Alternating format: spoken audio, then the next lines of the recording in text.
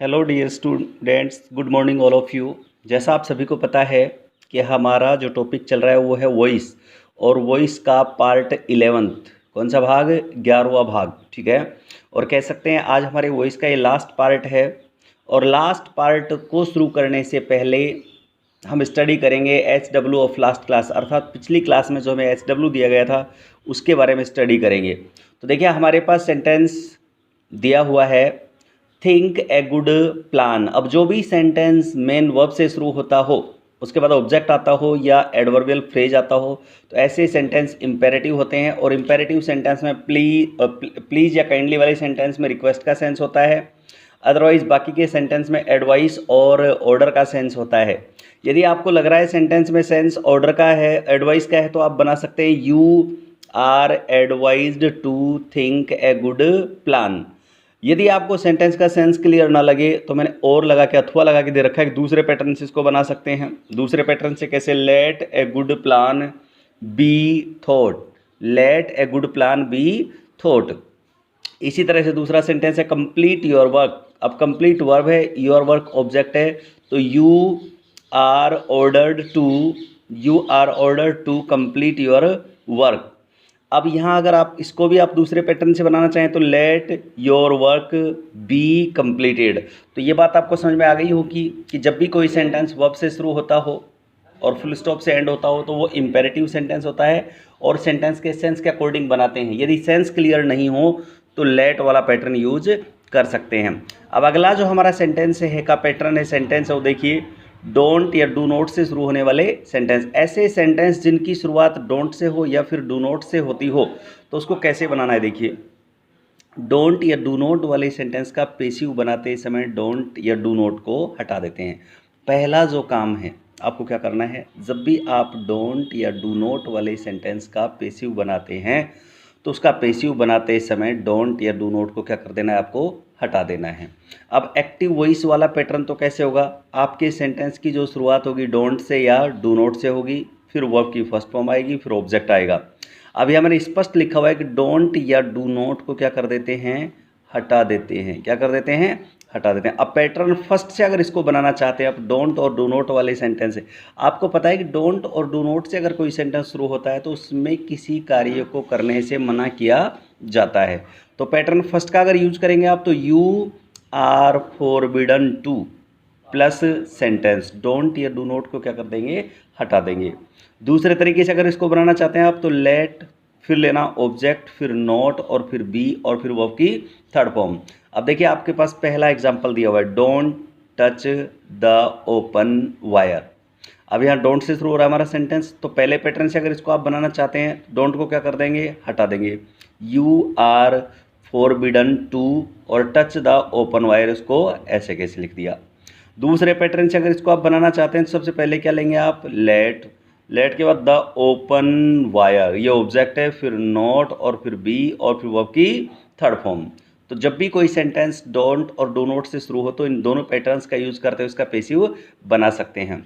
अब अगला हमारा सेंटेंस का जो प्रकार है, गोइंग टू और टू वाले सेंटेंस। ऐसे सेंटेंस जिनमें गोइंग टू आए या फिर टू आए तो उनका पेसिव कैसे बनाना है। देखिए जब भी टू आता है तो टू के बाद हमेशा वर्ब की फर्स्ट फॉर्म आती है, और जब भी वर्ब टू के बाद वर्ब की फर्स्ट फॉर्म आएगी तो पेसिव बनाते समय जो टू दिया हुआ है या गोइंग टू है उसके बाद आपको बी का यूज करना है और वर्ब की थर्ड फॉर्म का यूज करना है। कैसे? देखिए आपके पास एक्टिव वॉइस में जो सेंटेंस आएगा उसमें सबसे पहले आएगा सब्जेक्ट, फिर आएगी HV, फिर गोइंग टू या कह सकते हैं टू आएगा, फिर वर्ब की फर्स्ट फॉर्म आएगी, फिर ऑब्जेक्ट आएगा। अब इसका जब पेसिव बनाएंगे तो पेसिव कैसे बनाना है आपको, सबसे पहले जो आपके पास ऑब्जेक्टिव केस है उसको इधर ले आओ, ऑब्जेक्टिव केस ले आएंगे, फिर HV जो टेंस के अकॉर्डिंग दी हुई है वही लेंगे, फिर गोइंग टू या टू लेंगे। इसके बाद आपको क्या लगाना है, बी लगाना है, और बी के बाद वर्ब की कौन सी फॉर्म यूज करनी है, थर्ड, और फिर बाई, और जो आपके पास यहाँ सब्जेक्ट है उस सब्जेक्टिव केस को इधर ले आएंगे, ऑब्जेक्ट के रूप में उसका यूज करेंगे।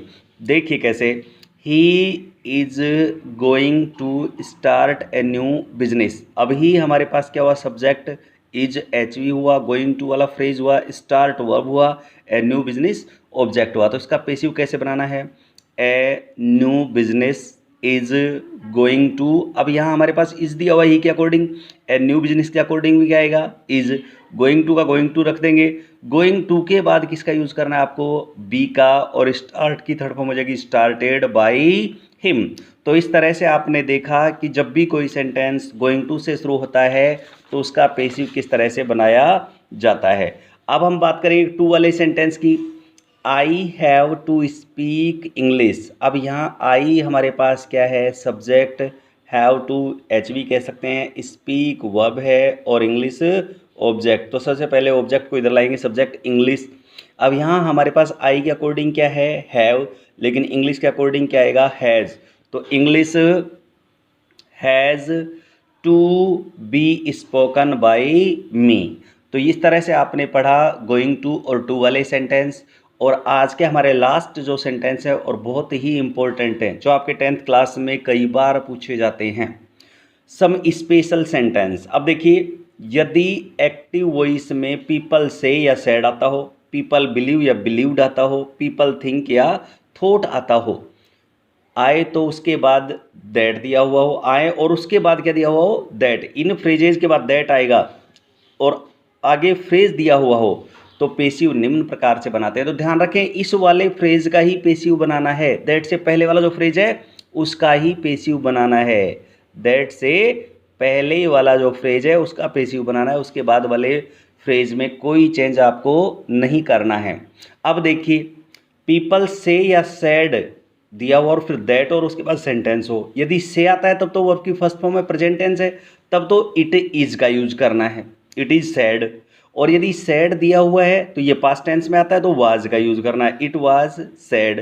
फिर दैट का दैट ही रख देंगे और बाकी के बचे हुए सेंटेंस को ऐसे कैसे। जैसे एग्जांपल देखो, people say that he is doing well. तो अब यहाँ पीपल के बाद से दे रखा है ना, तो इट इज सैड, इसको ऐसे कैसे, दैट, और आगे का जो सेंटेंस बचा हुआ, ये फ्रेज जो बचा हुआ इसको ऐसे ऐसे रख देंगे, ही इज डूइंग वेल। तो बात समझ में आ गई।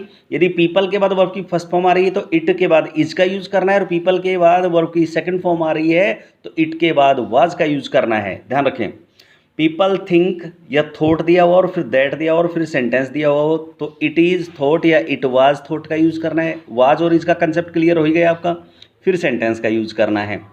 People thought that government was doing well. अब थॉट हमारे पास वर्ब की कौन सी फॉर्म दी हुई है, सेकंड। कौन सी फॉर्म है, सेकंड। तो it was thought that government was doing well. That के बाद वाले फ्रेज में कोई चेंज आपको नहीं करना है। अगला और लास्ट एग्जांपल देखिए, people believe that plus sentence या बिलीव्ड दिया हुआ हो तो इट इज बिलीव्ड या it was believed that plus sentence. People believe that honesty is the best policy. Believe verb की कौन सी फॉर्म आ रही है, फर्स्ट। तो it is believed that honesty is the best policy. तो इस तरह से आपका ये लास्ट जो पैटर्न था, कंसेप्ट था, वो क्लियर हो गया। आप चाहे तो इसका स्क्रीनशॉट ले सकते हैं। अब आपको अपनी 10th की जो बुक है उसमें पेसिव वाले जितने भी एक्सरसाइज हैं उनको सॉल्व करना है, और कोई प्रॉब्लम आती है तो आप वीडियो के अकॉर्डिंग उसको स्टडी कर सकते हैं। Okay, bye.